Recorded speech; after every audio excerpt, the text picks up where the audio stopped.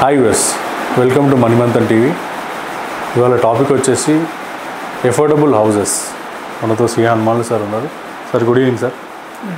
Sir affordable houses అంటే ఇప్పుడు తక్కువ బడ్జెట్ గల ఇల్లులు అమ్మడానికి ఉన్నాయంటారా సార్? ఇప్పుడు ఏమైందంటే ఎఫోర్డబుల్ హౌసెస్ అంటే మధ్యతరగతి వాళ్ళు కొనుక్కునే విధంగా ఉండాలి. అవును సార్.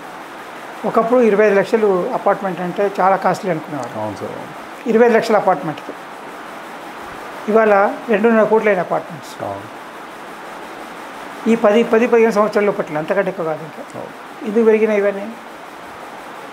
మధ్యతరగతి వాళ్ళు కొనే పరిస్థితి లేకుండా అయిపోయింది అన్నమాట. దాని ద్వారా ఎఫోర్డబుల్ హౌసింగ్ అనేది ఉండాలి. లేకపోతే ధనవంతులు మాత్రమే కొనగలుగుతారు. అవును సార్. మధ్యతరగతి వాళ్ళు కొనలేరు. కాబట్టి మధ్యతరగతి వాళ్ళకు కూడా సొంత ఇల్లు కొనుక్కునే విధంగా అవకాశం ఉండాలి. ఇప్పుడు బీద వాళ్ళకైతే గవర్నమెంట్ ఇస్తుంది, వాళ్ళకి అలాట్మెంట్ చేస్తుంది. బిలో ఇన్కమ్ లిమిట్స్ లోపల ఉన్న వాళ్ళకి ఇస్తారు. కరెక్ట్, వాళ్ళకి అవసరము బీద వాళ్ళు కాబట్టి వాళ్ళకి సహాయం అవసరం ఉంటుంది కాబట్టి వాళ్ళకి ఇవ్వచ్చు. కానీ మధ్యలో ఉండేవాళ్ళు మధ్యతరగతి వాళ్ళకి ఏంటంటే ఇటు గారునో అటు కాదు, కిందికి రారు పైకి వెళ్ళలేదు. ఇలాంటి వాళ్ళకి తక్కువ ధరలో దొరికితే బాగుంటుంది. ప్రభుత్వం ఏం ఆశించట్లేదండి. ప్రభుత్వమే ట్యాక్సులు కడతాం, కానీ మాకు ధరలు అందుబాటు ధరల్లో ఉండే ఇల్లు ఉండాలి అని చెప్పి కోరుకుంటారు ఎవరైనా. కానీ అది ప్రతి ఒక్కరి ఆశ అన్నమాట. ఇది 25 లక్షలు 10 ఏళ్ళ కింద ఇప్పుడు కనీసం అంటే 70-80 లక్షల లోపల ఉంటే బాగుంటుంది అనుకొని ఎవరైనా కోరుకుంటారు. కానీ ఇప్పుడు 70-80 లక్షల అపార్ట్మెంట్ దొరికే అవకాశం ఉందా? అది ఎఫోర్డబుల్ హౌసింగ్. అంటే lower middle class upper middle class వాళ్ళకి, lower middle class upper middle class వాళ్ళకి అవకాశం ఉందా? ఇప్పుడు మార్కెట్లో ఆ ధరకు దొరుకుతున్నాయా? చూస్తే కొందరు ఏమవుతుందంటే ఇప్పుడు డెవలపర్స్ అవుతారు, బిల్డర్స్, ల్యాండ్ ఓనరు ఎప్పుడో ఉన్నదంటే ల్యాండ్ అది డెవలప్మెంట్కి ఇస్తారు. ఇచ్చినప్పుడు డెవలపర్ కన్స్ట్రక్ట్ చేస్తాడు. 50-50 40-60 ఏదో వాళ్ళ అగ్రిమెంట్ ప్రకారం ఉంటుంది, లొకేషన్ ప్రకారం. డెవలపర్ ఓనర్కి అయితే ఖర్చు లేదు, ల్యాండ్ ఓనర్కి.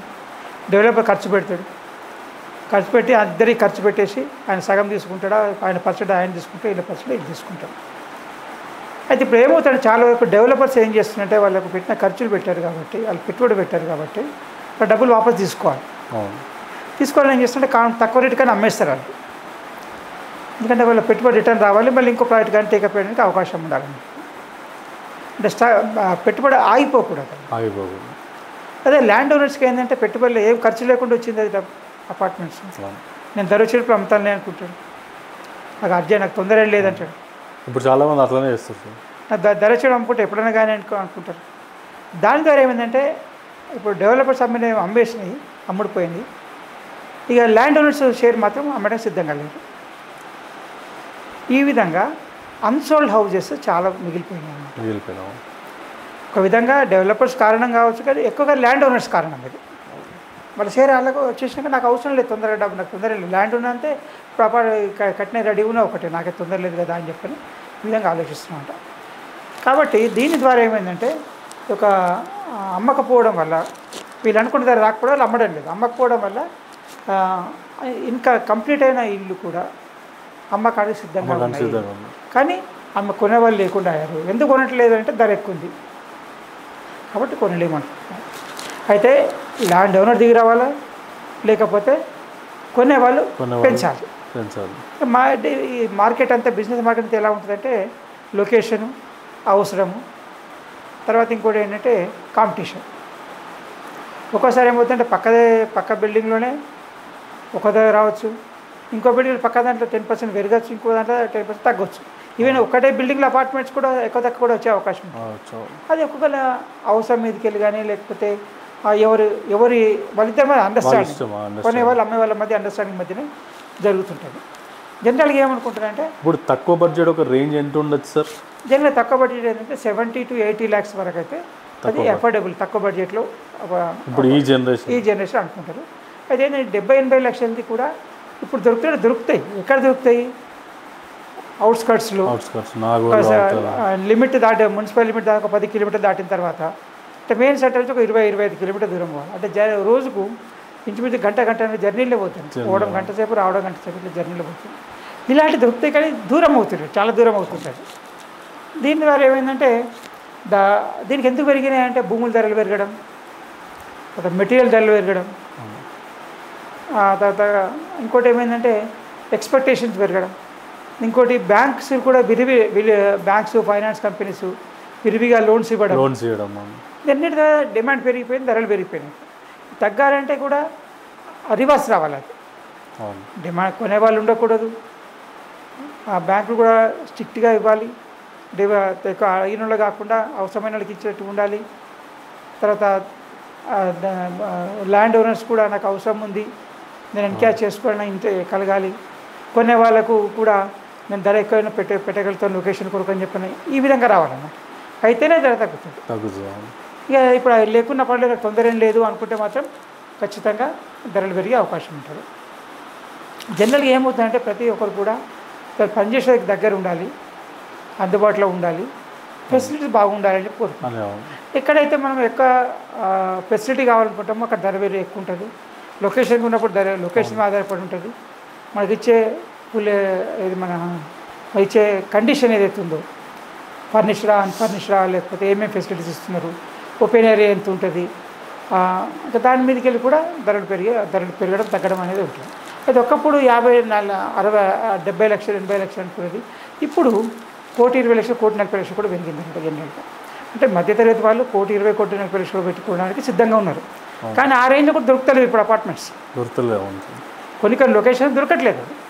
కారణం ఏంటంటే మనకు ధర పెరగడం. అది ఇప్పుడు బిల్డర్ ఒక ధర తగ్గించుకోలేడా సార్? బిల్డర్ కాంపిటీషన్ తగ్గించుకుంటాడు అతను, మనకి ఇంకో ప్రాజెక్ట్ రావాలనుకుంటే. కానీ కాస్ట్ కానీ తగ్గించుకోలేడు కదా, ఆయన ఖర్చు ఏది పెట్టే దానికన్నా తగ్గించుకోలేడు కదా అతను. అది ఇంపార్టెంట్. ఆయన ఖర్చులు వెళ్ళాలి కదా. ఇప్పుడు ల్యాండ్ ఓనర్కు ఖర్చు లేదు కాబట్టి ప్రాబ్లం లేదు, తగ్గించుకోవచ్చు. కానీ ఇప్పుడు ల్యాండ్ ఓనరు 10 లక్షలు ₹1,00,000 అమ్మి బిల్డర్ 1,10,00,000 ఎవరు కొన్నాడు. కాబట్టి అయితే బిల్డర్ ఆగాలి, లేకపోతే ల్యాండ్ ఓనర్ అట్లా అవుతానమాట. ఇప్పుడు చాలామంది సార్ బిల్డర్ ఏమో ఫస్ట్ అమ్మేస్తున్నాడు, ఒక 20 ఫ్లాట్స్ బిల్డర్ ల్యాండ్ ఓనర్కు ఉంటే ఆయన 20 మెల్లగా అమ్ముతా అనుకునే వరకు ఇప్పుడు కూడా ఒక ఏరియాలో అమ్ముడు పోలేవంట. కొన్ని అమ్ముడు ఒకటి అట్లాగే ఉంటాయి. దీని ద్వారా ఏమవుతాయి, మిడిల్ క్లాస్ వాళ్ళకి దొరకకుండా ఇదైపోయింది అనమాట. ఇంకోటి చాలామంది ఏమనుకుంటారంటే మామూలు బిల్డర్స్ కాదు, మంచి బిల్డర్స్ కావాలి, మంచి ఫెసిలిటీస్ కావాలి, మంచి లొకేషన్ కావాలి, ప్రీమియం ఇవన్నీ ధర పెరుగుతుంది ఆటోమేటిక్గా. ఎక్కడ చోట మన కెపాసిటీ చూసుకొని కాంప్రమైజ్ కావాలి. మన కెపాసిటీ లేదు కానీ నాకు ఎక్స్పెక్టేషన్ ఉందంటే సాధ్యం కాదు. సార్ ఇప్పుడు మొత్తం జనాలు ప్రీమియం హౌసెస్కి ఎందుకు పడ్డారంట సార్? ప్రీమియం హౌసెస్కి ఎందుకంటే చాలామంది ఇప్పుడు అబోవ్ 1.5 crore ఉన్నది ప్రీమియం. 1.5 crore, కొన్ని సార్లు 3 crores పైన కూడా ఉన్నాయి. 3 crores, 4 crores, 10 crores కూడా ఉన్నాయి అపార్ట్మెంట్స్. ఎందుకు పోయినాయంటే వాళ్ళ దగ్గర ఇప్పుడు ఇంతమంది ల్యాండ్ ఓనర్ ఉన్నారు, ల్యాండ్ ఎప్పుడు కొన్నది, ఇప్పుడు అమ్మేసి కూడా అపార్ట్మెంట్ వచ్చింది, వెళ్ళాక మళ్ళీ ఇల్లు కావాలి కదా, మంచి ధర తీసుకుంటాడు. డబ్బులు వచ్చినాయి ఆయనకు, తీసుకుంటాడు. ఆ కెపాసిటీ ఉంటుంది. అంటే ఎవరైనా ఇప్పుడు కొనగలిగిన వాళ్ళంటే, అధిక ధరలు పెట్టి కొనగలుగుతారంటే ఇది నమ్ముకున్న వాళ్ళే. సంపాదించుకునే వాళ్ళు పోతే చాలా తక్కువ. అయితే అమ్ముకొని కొనాలి, లేకపోతే అప్పు తీసుకొని కొనాలి. ఈ పరిస్థితికి వచ్చిందన్నమాట ఇప్పుడు ఇల్లు విషయానికి వచ్చేసరికల్లా. కాబట్టి ఎప్పుడైనా కానీ అలాంటి పరిస్థితి రావాలి. సంపాదించుకునే విధంగా ఉండాలి కానీ అమ్ముకొని కొనే పరిస్థితి, అప్పు తీసుకొని అమ్ముకొని కొనే ఇల్లు కొనుక్కునే పరిస్థితి రాకూడదు. ఇలాంటి గుడ్ సిచ్యువేషన్. అంటే ఇల్లు అనేది ఖర్చు పెట్టడం మనకు, దాంట్లో మీద ఏం ఆదాయం రాదు. కాకపోతే మన కిరాయి ఇచ్చేది, కిరాయి బదులు మనం ఇంట్లో ఉంటున్నాం. ఆ కిరాయి కంటే ఇప్పుడు కిరాయి సపోజ్ 25,000 ఇస్తున్నాం అనుకోండి, 40,000 ఇస్తాం. అంతకంటే ఎక్కువ 40,000, అంతకంటే ఎక్కువ ఉండకూడదు. అంతకంటే ఎక్కువ ఉంటే ఏమవుతుందంటే ఈ రెగ్యులర్గా తట్టుకోలేక ఫైనాన్షియల్ డెట్ ట్రాప్లోకి వచ్చేస్తారు అనమాట మనిషి. అట్లా కూడా రాకుండా చూడాలి. కాబట్టి ఎప్పుడైనా కానీ మనకు ఇది స్థిరమైన ఆస్తి కరెక్టే, మన ఇల్లు సొంతంగా ఉన్న కూరుకుంటాం. కానీ ఇట్ వాట్ కాస్ట్, మనం ఎంత భరించగలుగుతామో నష్టాన్ని, ఎంత బాధ భరించగలుగుతాము, ఎంత అప్పుని భరించగలుగుతాము అనేది చూసుకోవాలి. కాబట్టి కొనాలనుకుంటే కొనండి, కానీ అయితే అది అమ్మి కొనండి. ఏదైనా అమ్మితే మంచి లాభం వస్తే కొనుక్కోండి, పర్వాలేదు. కానీ అప్పు తీసుకొని ఇన్స్టాల్మెంట్ ఆదాయం తక్కువ, అప్పు లెక్క అయితే, ఇన్స్టాల్మెంట్ లెక్క అయితే మాత్రం కొన్న మనశ్శాంతి, కొన్న సంతోషం కంటే అప్పులు తెచ్చే అశాంతి ఎక్కువైపోతుంది. అది కూడా ఆలోచించాల్సిన అవసరం ఉంటుంది. అదే మాదిరిగా బిల్డర్స్ కూడా వాళ్ళు అమ్మాలనుకునే ప్రాపర్టీ కూడా అమ్మలేకపోవచ్చు, లేట్ కావచ్చు. ఇప్పుడు ఏమవుతుంటే ఒక్కోసారి 2 అమ్మేస్తే, ఇప్పుడు 10 ఉంటాయి, 8 అమ్మేస్తే ఇంకో 2 ఉంటాయి, 2 ఆ ధరకు రాకపోవచ్చు. కొన్ని వాళ్ళు వీళ్ళకి అవసరాన్ని చూసి తక్కువ రేటుకి అడుగుతారు. న్యాచురల్గా బిజినెస్ అనేది అట్లాగే ఉంటుంది, డిమాండ్ అండ్ సప్లై మీద ఉంటుంది. సప్లై అయితే ధర తగ్గుతుంది, సప్లై దగ్గర డిమాండ్ పెరుగుతుంది. కాబట్టి దానివల్ల కూడా మనకు ఇదవుతుంది. కొంతమంది ఏం చేస్తారంటే ఇప్పుడు ఏం తొందర వచ్చింది, మన డబ్బులు జమైన కొందాం కదా, పోస్ట్పోన్ చేస్తారనమాట. మనం అనుకున్న ధర దొరకకపోతే తర్వాత చూసుకుంటే ఇప్పుడు కిరాయి ఇంట్లో ఉందాం కదా అని చెప్పి అనుకుంటే కొందరు అనుకుంటారంట. ఈ విధంగా పోస్ట్పోన్ చేసినప్పుడు ధర తగ్గే అవకాశం ఉంటుంది. అంటే వచ్చే దాని మీద లోన్ మీద ఇంట్రెస్ట్ పెరుగుతుంది, కానీ ధర తగ్గుతుంది. 2 విధాలు నష్టం అవుతుంది బిల్డర్. కాబట్టి బిల్డర్ ఏం చేస్తారంటే తనకు నష్టం కాకుండా చూసుకోవాలంటే బయటపడాలి అని చూస్తాం. కానీ ల్యాండ్ ఓనర్కి సరికి అట్లా కాదన్నమాట. ఇంతకుముందు చెప్పినట్టుగా ల్యాండ్ ఓనర్ ఒక రేటు, బిల్డర్ ఒక రేటు ఉంటేనే, సేమ్ రేట్ ఉంటేనే పర్వాలేదు. లేకపోతే ల్యాండ్ ఓనర్ నేను ఇంతకంటే తక్కువ నా ఇష్టమైతే దాకా అమ్ముతానంటే బిల్డర్కు లాస్ అవుతుంది. ఆ రేటుకి తక్కువ రేటుకి అమ్మడం వర్కౌట్ కాదు, ఎందుకు ఖర్చు పెట్టాడు కాబట్టి ఏం చేస్తారంటే ఫస్ట్ బిల్డర్ నుంచి నేను అమ్మేసుకుంటాను, ఈ తర్వాత నువ్వు అమ్ముకుంటాను. కానీ వాళ్ళు మొత్తం కంప్లీట్ అయినాక అమ్ముతున్నారు సార్. అది కంప్లీట్ అయినా అప్పుడే అమ్మదు. ఇక ఒక ల్యాండ్ ఓనర్ అమ్మాలనుకుంటే మాత్రం ఈ ధరనే, మేమే ధర అమ్ముతాం, మీరే ధరకి అమ్మండి అని చెప్పని అంటారు అనమాట. దీంతో పాటుగా మెటీరియల్ కాస్ట్ పెరగడము, సిమెంట్ కాస్టు, మెటీరియల్ వేజెస్ పెరగడము, ట్రాన్స్పోర్టేషన్ కాస్ట్ ఇవన్నీ పెరగడం వల్ల కూడా మనకు ధరలు పెరగడం అనేది కష్టం. బిల్డర్స్కి ఒక విధంగా లాభం కంటే నష్టం, లాభము తక్కువే అనుకోవాలి. ఎవరికైనా లాభం వచ్చేది ల్యాండ్ ఓనర్. కాబట్టి ఆ ల్యాండ్ ఓనర్ మాత్రమే అమ్మగలిగితే మంచి ధర తగ్గే అవకాశం ఉంటుంది, లేకపోతే ఖచ్చితంగా పెరిగే అవకాశం ఉంటుంది. అయితే ప్రీమియం హౌసింగ్ అని మీరు ఇంతకుముందుగా ప్రీమియం హౌసింగ్ అనేది ఎబోవ్ అనుకుంటే ప్రీమియం హౌసింగ్ అవుతుంది. ఈ ప్రీమియం హౌసింగ్స్ అని చాలా వరకు టాప్ సిటీస్లోనే ఎక్కువ ఉంటాయి. అవును సార్. అంటే డిస్ట్రిక్ట్ హెడ్ క్వార్టర్ అని తక్కువగా ఉంటాయి. డిస్ట్రిక్ట్ ఓన్లీ మిడిల్ క్లాసే ఉంటాయి. అవి టాప్ సిటీస్లో, ఈ మెట్రో సిటీస్లో మాత్రమే ఎక్కువ ప్రీమియం హౌసింగ్ ఉంటుంది. దానికి కూడా డిమాండ్ చాలా పెరుగుతుంది. ఇప్పుడు ఇటు గచ్చిబౌలి ఇదంతా మొత్తం ప్రీమియం హౌసెస్ ఉన్నాయి కదా సార్. ఇప్పుడు అంటే ఫైనాన్షియల్ డిస్ట్రిక్ట్ కానివ్వండి, అంటే ఇప్పుడు అంతా ఒకప్పుడు బాంబేలో అంటేనేమో మధ్యలోనే ఉంటుండే అంట. ఇప్పుడు అట్లా కాదు, హైదరాబాద్లో అవుట్ ఆఫ్ ద సిటీ ఎక్కువ ప్రీమియం హౌసెస్ పెరుగుతున్నాయి. కారణం ఏంటంటే ఇంతకుముందు చెప్పినట్టుగా ఇక్కడ అమ్ముకుంటున్నా అక్కడ కొనుక్కుంటున్నా, ఇక్కడ 4 అమ్ముతున్నా అక్కడ కూడా కొనుక్కుంటున్నారు. ఆ విధంగా పెరుగుతున్నట్టు. ఇంకోటి దీని ద్వారా ఏమైందంటే వీళ్ళు అమ్మకపోవడం వల్ల బిల్డర్స్కు లేవో బిల్డర్స్ అమ్మేశారు, ఓనర్స్ అమ్మకపోవడం వల్ల సేల్స్ అనేది ఇంతకుముందు 40% సేల్స్ తగ్గిపోయిందండి. తర్వాత కొత్త ప్రాజెక్ట్స్ కూడా చిన్న ప్రాజెక్ట్స్కి రావట్లేదు, పెద్ద వేస్తున్నాయి అన్నట్టుగా. చిన్న ప్రాజెక్ట్స్ అమ్మట్లేదని చెప్పని, లొకేషన్ లేదని, లేకపోతే అమ్మట్లేదు, లేకపోతే మిడిల్ క్లాస్ వాళ్ళు ఆల్రెడీ కొనేశారని చెప్పని, ఓవర్ సప్లై అయిపోయింది, ఇంకా వాళ్ళకి అవసరం లేదు. ఇప్పుడు హైదరాబాద్ తీసుకుంటే తెలంగాణ ప్రతి ఒక్కరికి సిటీలో హైదరాబాద్లో అపార్ట్మెంట్స్ ఉన్నాయి, అందరికి ఉన్నాయి. హైదరాబాద్ ఉన్న వాళ్ళు కూడా చాలామందికి ఉన్నాయి. సెకండ్ లేకపోవచ్చు, కానీ ఫస్ట్ మాత్రం అందరికీ ఉన్నాయి, చాలామందికి ఉన్నది. కాబట్టి దాన్ని సెకండ్ నాకు ఏమవసరం, ధరచుడు కొనుక్కుంటాను, లేదా సంపాదించడం కొనుక్కుంటాను అనుకుంటాడు. కాబట్టి అప్పుడు మనకు ధర మీద ఒక ఫ్లాట్ ఇల్లు కొనే దానికి ధర తగ్గే అవకాశం ఉంటుంది. తర్వాత ఇక ఇంకా తక్కువ ధరలో కొనాలనుకునే పోతే ఖచ్చితంగా ఇంతకుముందు అన్నట్టుగా 25 కిలోమీటర్లు దూరం పోతే తప్ప దొరికేటట్లు. ఇంకా అన్నిటికన్నా ముఖ్యమైన ప్రాబ్లమ్ ఈ రియల్ ఎస్టేట్లో డిస్ప్యూటెడ్ ప్రాపర్టీస్. అవును సార్, ప్రాపర్టీ డిస్ప్యూట్స్ ఉంటాయి. అన్నదమ్ములకు పడకపోవడము, తల్లిదండ్రులకు పడకపోవడము, ఏదో గొడవలు, కేసు నడవటము, అది సెటిల్ కాకపోవడము, లేకపోతే పర్మిషన్స్లో ఇది కాకపోవడము, డీవియేషన్స్ కానీ ఇలాంటివన్నిటి ద్వారా డిస్ప్యూట్ వచ్చినప్పుడు ల్యాండ్ ఓనర్ నష్టపోతాడు, బిల్డర్ నష్టపోతాడు, కొనే వాళ్ళు అడ్వాన్స్ ఇస్తే వాళ్ళు నష్టపోతారు. వీళ్ళందరినీ కాపాడడానికే కేంద్ర ప్రభుత్వం తీసుకొచ్చింది ఏంటంటే రేరా యాక్ట్ తీసుకొచ్చింది, రియల్ ఎస్టేట్ రెగ్యులేటరీ యాక్ట్. దాని ప్రకారము ఎవరు ఎంత డబ్బు పెట్టాలి, ఎందుకంటే కొన్ని వందల అపార్ట్మెంట్స్ మధ్య కొన్ని వందల ప్రాజెక్ట్స్ ఆగిపోయినాయి మొత్తం ఆల్ ఓవర్ ఇండియాలో. అవన్నీ పూర్తి చేయాలి, వాళ్ళకి కొన్న వాళ్ళకి డబ్బులు ఇచ్చిన వాళ్ళకి కంప్లీటెడ్ హౌస్ హ్యాండ్ ఓవర్ చేయాలనే ఉద్దేశంతో కేంద్ర ప్రభుత్వం రేరా యాక్ట్ తీసుకురావడం, దాని ద్వారా కొంచెం మందికి బెనిఫిట్ రావడం జరిగింది. ఆలస్యమైంది కానీ మాత్రం బెనిఫిట్ రావడం జరిగింది.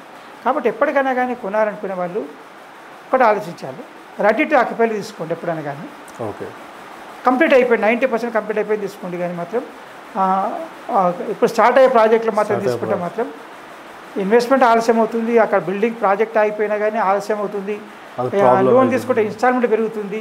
కాబట్టి రెడీ టు ఆక్యుపైనే తీసుకుంటే వెంటనే మీకు వాళ్ళకి వెళ్ళిపోవచ్చు, రెంట్ మిగిలిపోతుంది. కాబట్టి దాంతో ఇన్స్టాల్మెంట్ కట్టుకో కొంచెం 10,000 ఎక్స్ట్రా కానీ పెంచుకొని కట్టుకోవచ్చు. మిడిల్ క్లాస్ వాళ్ళు చాలా ఏం ఆలోచించారంటే చాలా వరకు నాకు రెడీ టు ఆక్యుపై తీసుకుంటేనే బాగుంటుంది అని చెప్పిన విధంగా ఆలోచించాల్సిన అవసరం ఉంటుంది. అయితే ప్రీమియం ఎందుకు పెరుగుతున్నాయంటే ప్రీమియంలో చాలామంది డిమాండ్ పెరుగుతుంది. ఇప్పుడు ఈవెన్ రిచ్ పీపుల్ కూడా సొంత ఇల్లు బదులు అపార్ట్మెంట్లో ఉందాము, లేకపోతే గేటెడ్ కమ్యూనిటీస్లో ఉందాము, ఫెసిలిటీస్ అన్నీ భరించే అంటే సర్వీస్ దొరకట్లేదు, సెక్యూరిటీ దొరకట్లేదు అని చెప్పని ఉద్దేశంతో సర్వీస్ ఇవన్నీ ఇచ్చే గేటెడ్ కమ్యూనిటీలో సొసైటీస్ వాళ్ళు చూసుకుంటారు కాబట్టి అవన్నిటికీ ప్రాబ్లం ఉండదని చెప్పని చాలామంది ఇంకా ధర ఎక్కువైనా పర్వాలేదు, అందుకని లగ్జరీగా ఉండాలి, కంఫర్టబుల్ ఉండాలని చెప్పని ఆలోచించే వాళ్ళు కూడా చాలామంది అటు సైడ్ వెళ్తారు. ఎందుకంటే ఇప్పుడు బంగారం ఉందనుకోండి, ఒకప్పుడు 50 ఏళ్ళ కిందట 500 రూపాయలు ఉండేది, ఇవాళ 70,000 అయింది. అంటే 100 టైమ్స్ పెరిగింది, 120 టైమ్స్ పెరిగింది. పెరిగినప్పుడు అమ్మేసుకొని కొనుక్కుంటాడు అంతే, అది సమస్య కాదు. అదే మరి ల్యాండ్స్ కూడా అట్లాగే అయినాయి, ప్రతిదీ అట్లే పెరిగింది. ఒక షేర్స్లో కూడా కొన్ని షేర్స్లో అప్పుడు 10,000 పెట్టిన వాళ్ళకి ఇవాళ 10 లక్షలు వస్తున్నాయి. అదంతా లాభమే అన్నమాట. ఎప్పుడో పెట్టుబడి పెట్టిన పెట్టుబడికి ఇప్పుడు లాభం వస్తుంది, దాంతో ఎక్కువ ధర పెట్టి కొనుక్కొని సిద్ధపడతారు వాళ్ళు. అలాంటి వాళ్ళు ప్రీమియం హౌసింగ్ పోతారు, లగ్జరీ హౌసెస్ పోతారు వాళ్ళు. కానీ సంపాదించిన వాళ్ళు అంత వెళ్ళగలేరు, అప్పు తీసుకుంటే తప్ప ఆ రేటుకి వెళ్ళలేరు. అంటే ఆలోచించాలి మనం, కొనాలి. ప్రీమియం హౌసింగ్కి వెళ్ళాలన్నా, అఫోర్డబుల్ హౌసింగ్కి వెళ్ళాలన్నా మీ సొంత డబ్బు కనీసం 50% ఉండాలి మినిమం. కాకపోతే రెంట్ కంటే ఎక్కువగా రెంట్ 25,000 ఇస్తే ఒక 30,000-40,000 ఇన్స్టాల్మెంట్ కూడా తాటకూడదు. ఇది ఆలోచించి కొనేటప్పుడు బాగుంటుంది. ఆలస్యం తొందర ఏమొచ్చింది, లేకపోతే ఇంకో కుదిరేంత కొంటాం. ఇంకా మన ఇక్కడ ముఖ్యంగా ఇంటీరియర్స్, చాలామంది ఏం చేస్తారు, ఇంటీరియర్ చాలా ఖర్చు పెట్టుకుంటారు. కానీ అవసరమా? మీరు ఉన్న తర్వాత కూడా మీకు అన్ని అపార్ట్మెంట్ అయిన తర్వాత తీసుకోండి, తర్వాత చేయించుకోండి, లేకపోతే డబ్బు జమ అయినప్పుడే కొనండి ఆ ఇంటీరియర్స్తో పాటుగా. కానీ దానికోసం అప్పు తీసుకోవడం ఎందుకని నేను అనేది. టాప్ అప్ లోన్స్, ఇప్పుడు reserve bank top up loans ఏవైతే ఇస్తే వాటన్నింటి మీకు ఇది పెంచిందనమాట.